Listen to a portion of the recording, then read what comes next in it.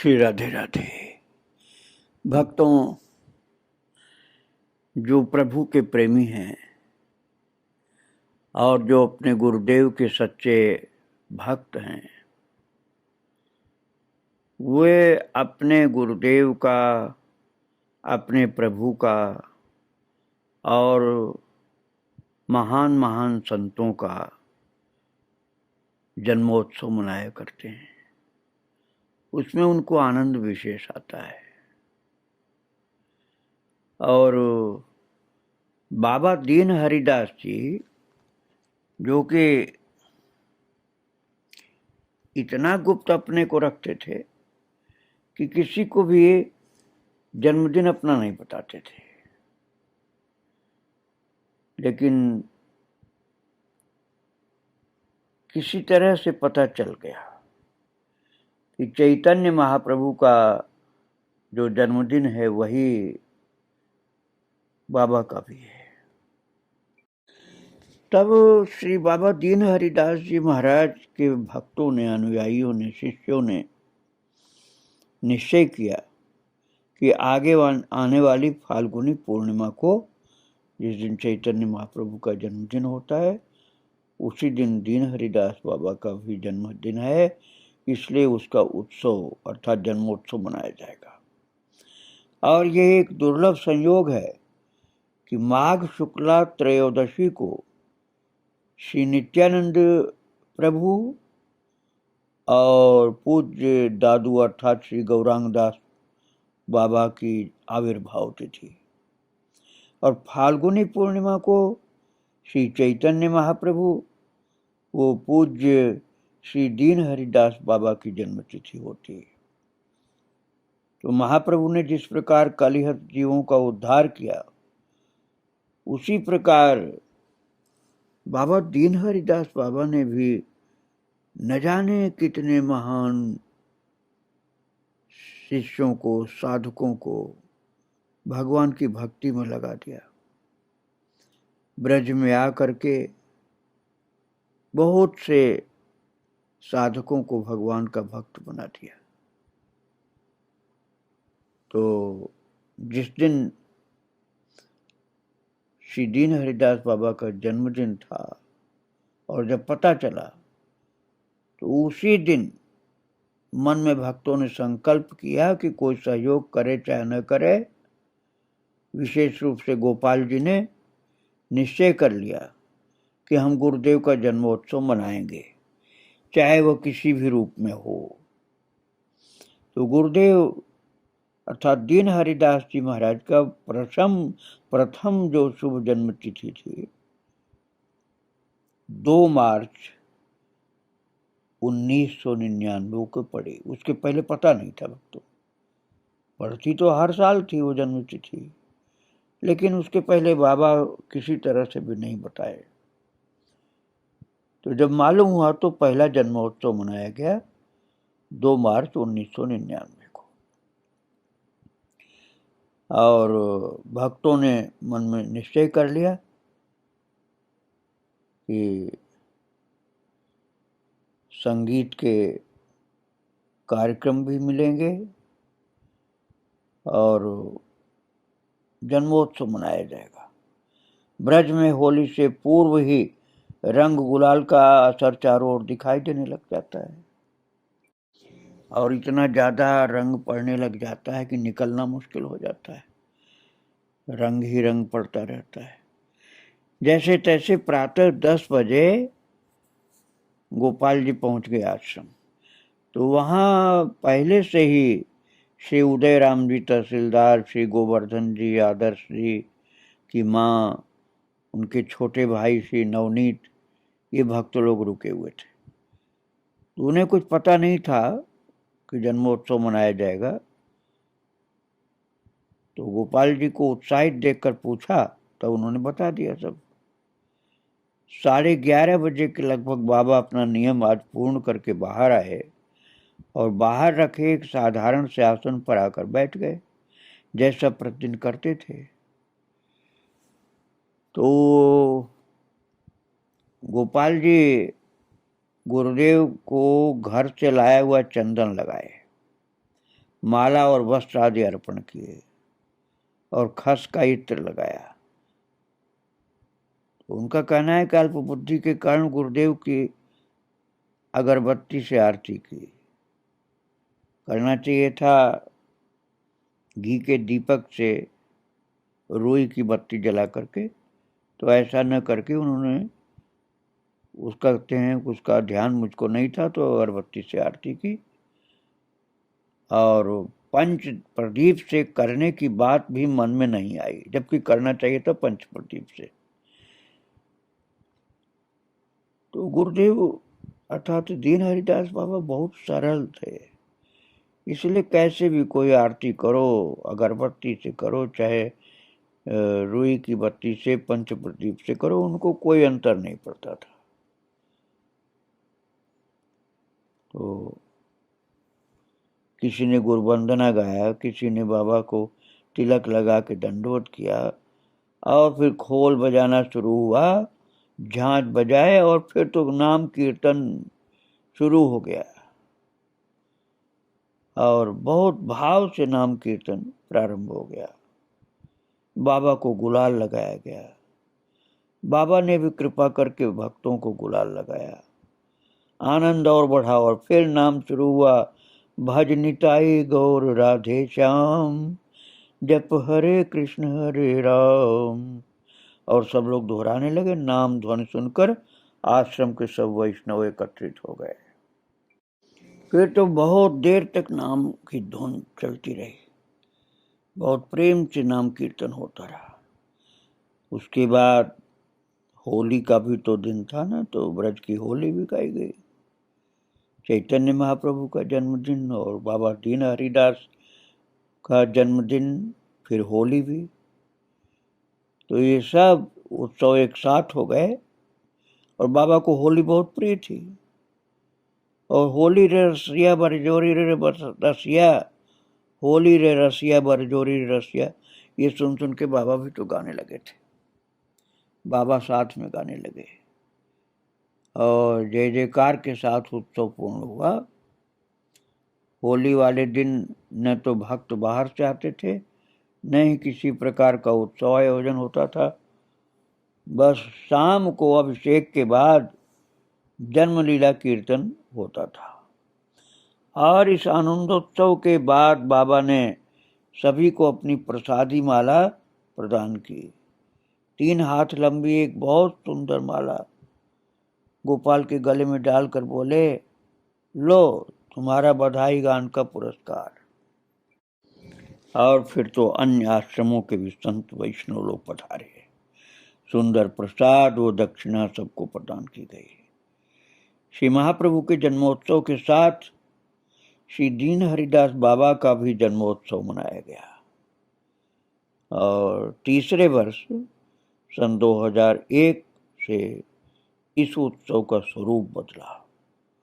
प्रथम दिन महाप्रभु और गुरुदेव के जन्मलीला से संबंधित पद, नाम महिमा के पद, ब्रज की होली का गायन होता। भक्त लोग आनंद में नृत्य करते। तत्पश्चात आरती के बाद प्रसाद सेवा होती। शाम को महाप्रभु का अभिषेक व जन्मलीला कीर्तन होता।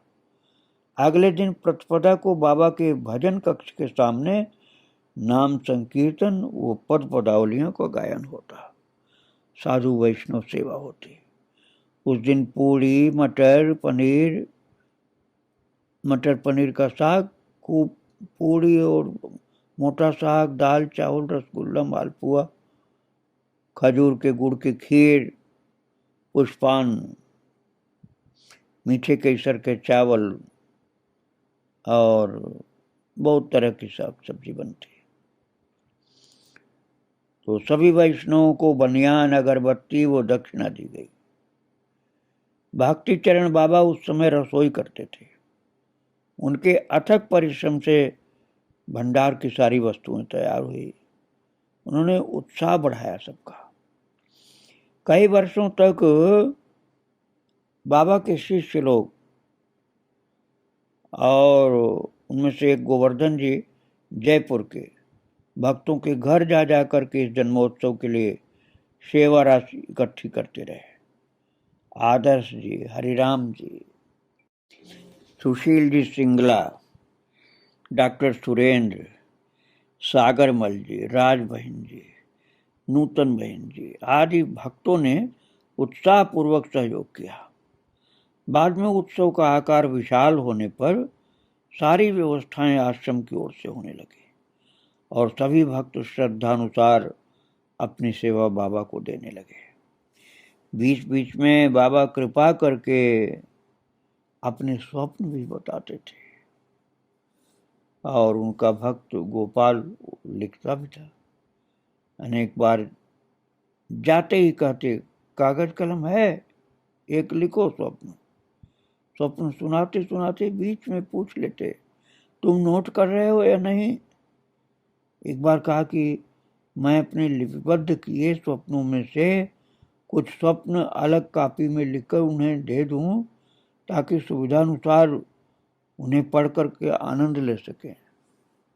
वस्तुतः उन स्वप्नों को अपने ऊपर गुरुवर्ग और इष्टदेव की कृपा मानते थे।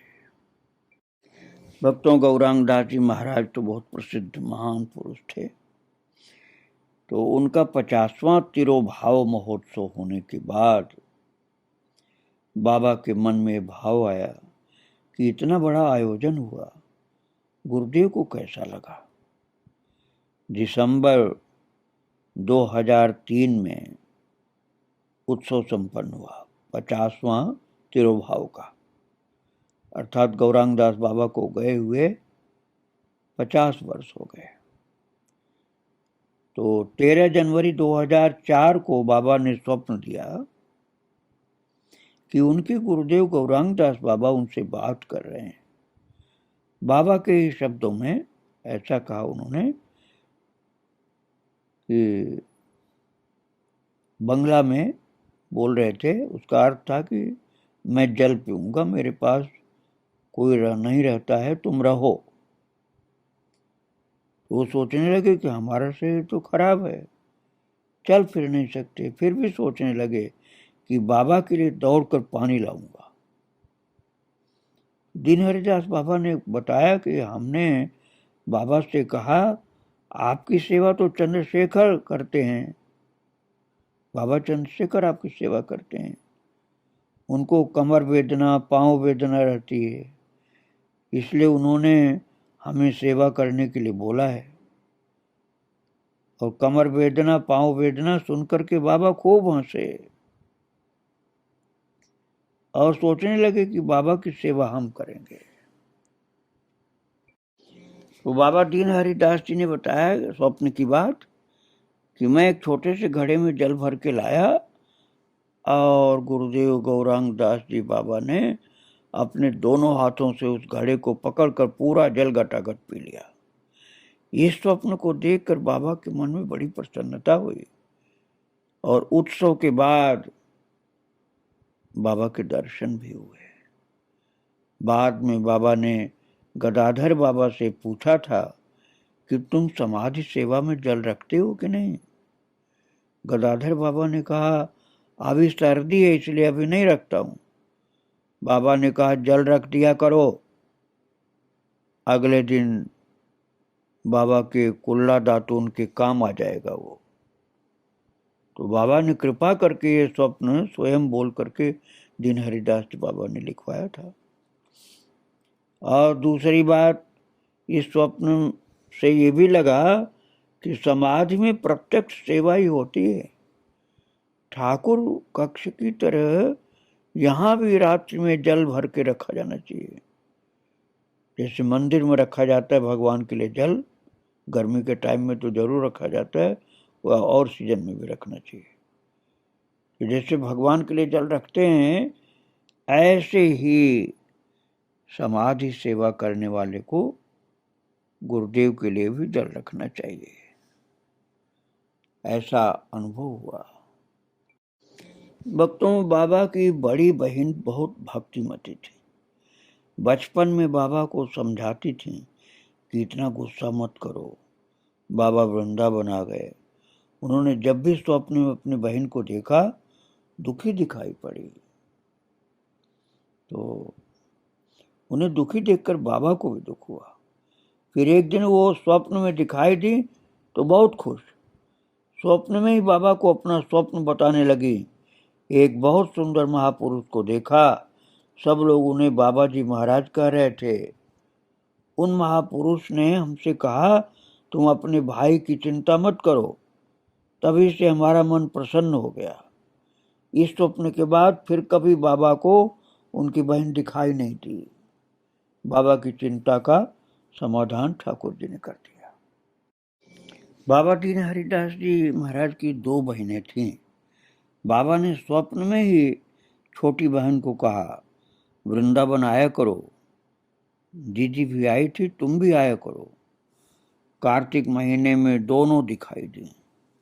स्वप्न सुनाकर बाबा बोले, समझो सबका उद्धार हो गया। स्वप्न में बड़े भाई भी आए, बाबा को दंडवत करने लगे। बाबा ने दीनता पूर्वक उन्हें मना किया कि आप बड़े भाई हो, आप दंडवत कैसे कर रहे हो। वो बाबा को देखकर बोले, ना, तुम्हें देखकर की प्रसन्नता हुई, तुम संत हो, संत को तो हम दंडवत कर ही सकते हैं। तो बाबा दीन हरिदास जी बोले अपने शिष्यों से कि मुझे ऐसा विश्वास है कि सबका उद्धार हो गया। जब हमारी इतनी अवस्था है तो उन सब की भी प्राप्ति हो गई होगी, अर्थात वो सब जा चुके होंगे, क्योंकि वो तो हमसे बड़े थे।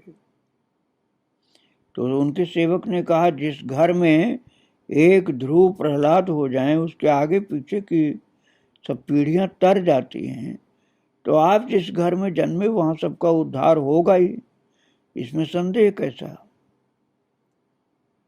तो बाबा अपने गुरुदेव को याद कर प्रसन्न हो रहे थे कि हमारे गुरुदेव की कृपा हमारे ऊपर। और अगस्त 2011 में बाबा ने स्वप्न देखा, शाम का समय है, बाबा कुछ बोल चाल कर रहे हैं, अर्थात गुरुदेव। तो हमने उनको कटोरे में कुछ नरम चीजें खिलाई। फिर उनसे पूछा, बाबा हम दिन रात हरिनाम लेते हैं, क्या इस जन्म में भगवत धाम जाएंगे, भगवत प्राप्ति होगी। तो बाबा गौरांगदास जी गुरुदेव थे दीन हरिदास जी के, बोले होगा होगा, निरंतर हरिनाम करे तो जरूर होगा। और निरंतर हरिनाम नहीं करेगा तो 1-2 जन्म जा सकता है, और हरिनाम करता रहेगा तो इसी जन्म में उद्धार होगा, भगवत धाम जाएगा। तो बाबा बोले, नहीं, कोई माया तुमको नहीं पकड़ेगी, क्योंकि दीन हरिदास जी कह रहे थे हमको माया पकड़ेगी क्या। तो गुरुदेव बोले, नहीं, कोई माया नहीं पकड़ेगी, तुम्हारा हरिनाम उद्धार कर देगा। और ये तुम थोड़ी सी भी ढिलाई करोगे तो 1 जन्म लेना पड़ सकता है, और वो सबको भजन कराने के लिए जन्म होगा, उसमें कोई बंधन नहीं होगा माया का। तो बाबा के मुख से ये स्वप्न सुन करके दीन हरिदास बाबा ने कहा, बाबा आपने स्वप्न में भी दादू से कितना अच्छा प्रश्न किया। उनके सेवक ने कहा। बाबा बोले, वैसे भी शास्त्र की बात है, श्रीदास गोस्वामी ठाकुर महाशय अपने बाबा सब ने संपन्न परिवार में जन्म लिया और खूब भजन किया। संस्कार नष्ट नहीं होते। सब महापुरुष संपत्ति त्याग करके भजन करने आए। बाबा ने सन 2015 की जन्माष्टमी से 1 दिन पूर्व स्वप्न देखा। वृंदावन में श्री राधा गोविंद के दर्शन करने गया हूँ। जाकर देखा कि दर्शन बंद हो चुके हैं। मन में दुख हुआ। वहीं दंडवत करके कहने लगा, हाँ प्रभु, तुम्हारे दर्शन नहीं कर सका, यहीं से प्रणाम स्वीकार करो प्रभु। और दंडवत किया तो देखा पुजारी दोनों युगल विग्रह को अपने हाथों में लिए बाहर आ गए। तो पुजारी को ठाकुर का आदेश हुआ था, इसलिए उन्होंने दर्शन करा दिया।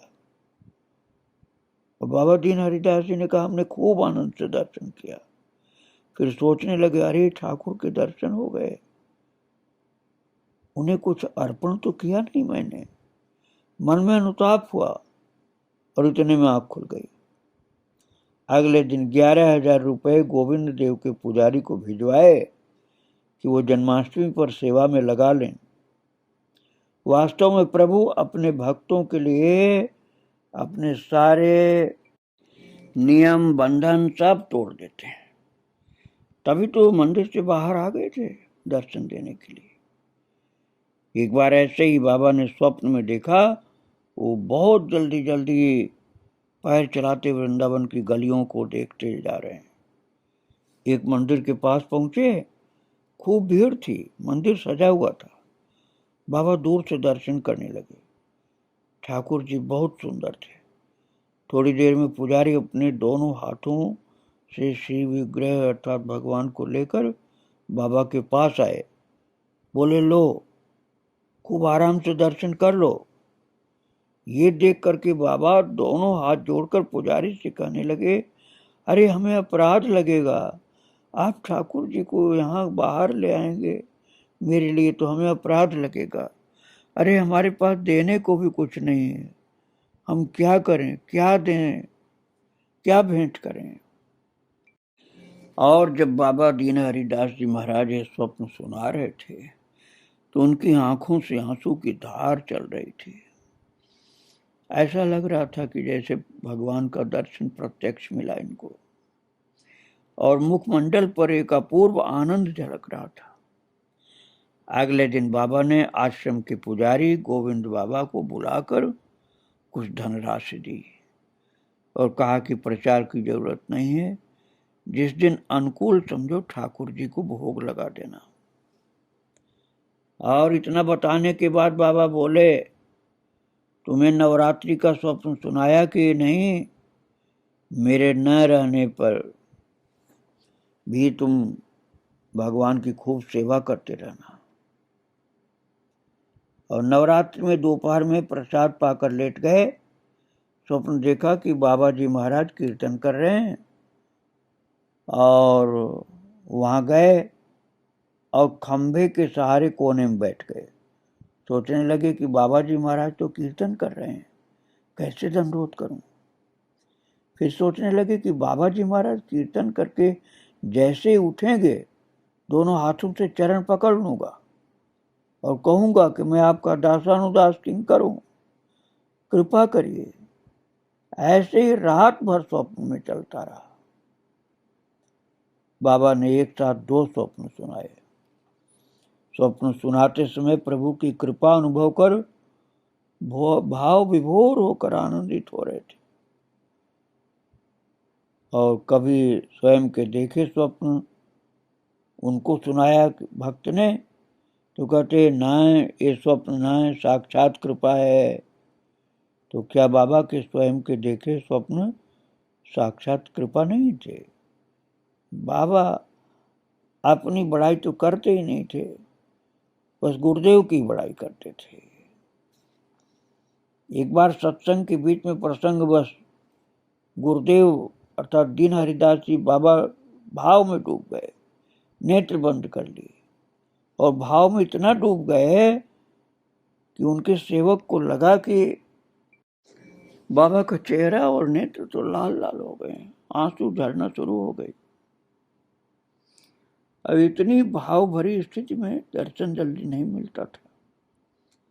वैसे तो भाव के स्वरूप थे, लेकिन इस समय इतना भाव, इतना आंसू उमड़ रहे थे कि कुछ कहा नहीं जा सकता। उन्होंने अपने को इतनी गहराई तक गंभीरता से छिपाया था कि बाहर जल्दी कोई पता नहीं चल पाता था कि इतने भाव में डूबे रहते हैं। बाबा के बंद नेत्रों के साथ साथ बाबा के होठों पर कंपन होने लगा। जैसे कुछ बोलना चाहें तो हृदय की अत्यंत भावुकता के कारण बोल नहीं पा रहे थे। आंसू बार बार आ जाते थे और होठ कांपते थे। और बहुत देर तक ये स्थिति बनी रही दीन हरिदास बाबा की। वातावरण में एकदम निस्तब्धता छा गई। किसी को सांस की आवाज़ भी नहीं आ रही थी और बाबा बहुत भाव में डूब गए। कुछ देर बाद नेत्र बंद करके अपना स्वप्न सुनाना प्रारंभ किया। बहुत देर तक तो बोल ही नहीं पाए और कहते थे कि हमें ग्रंथ पढ़ते समय अथवा स्वप्न में भी ये भाव कभी कभी कभी ही आया, हमेशा नहीं होता है। स्वप्न में सोच रहे थे, हाँ हाँ महाप्रभु, आप में कितना प्रेम भरा पड़ा है। हाँ हाँ महाप्रभु, कौन जान सकता आपको। स्वप्न में ही खूब आनंद हुआ और उनका सेवक रोता ही रहा वो दर्शन करके। उठे तो चैतन्य ने पूछा, आप क्यों रो रहे थे। तो स्वप्न सुनाकर बाबा रुक गए, एकदम शांत, आंखें बंद, होठों में अभी भी कंपन हो रहा था। सब और शांति, ऐसा लगा बाबा अभी रोने वाले हैं। कोई कुछ नहीं बोला, कुछ कहने का साहस भी नहीं हुआ।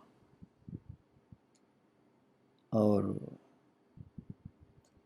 अगले हफ्ते दर्शन करने गए तो साहस करके पूछा कि बाबा, स्वप्न में साक्षात महाप्रभु थे। बाबा बोले, हाँ यही समझो। इतना कहकर कुछ देर को मौन हो गए और फिर पहले की तरह भाव वाली अवस्था हो गई। एक बार एकांत में कहा था कि हमारा अपना अनुभव है, किसी से कहने का नहीं है। ठाकुर के संबंध में जितना शास्त्रों ग्रंथों में लिखा है वो कम है। ये सुन करके बाबा का सेवक सोचने लगा कि क्या बिना प्रभु दर्शन या अनुभव के कोई ऐसा प्रभु के संबंध में बोल सकता है। इसका मतलब है कि बाबा को अनुभव बहुत था। और बाबा कृपा करके अपने शिष्यों को कभी कभी अनुभव की बात सुनाते थे। आगे बाबा की चर्चा फिर करूंगा। आज उनको और सब संतों भक्तों को प्रणाम करके यहीं विराम दे रहा हूँ। श्री राधे राधे, जय श्री राधे राधे।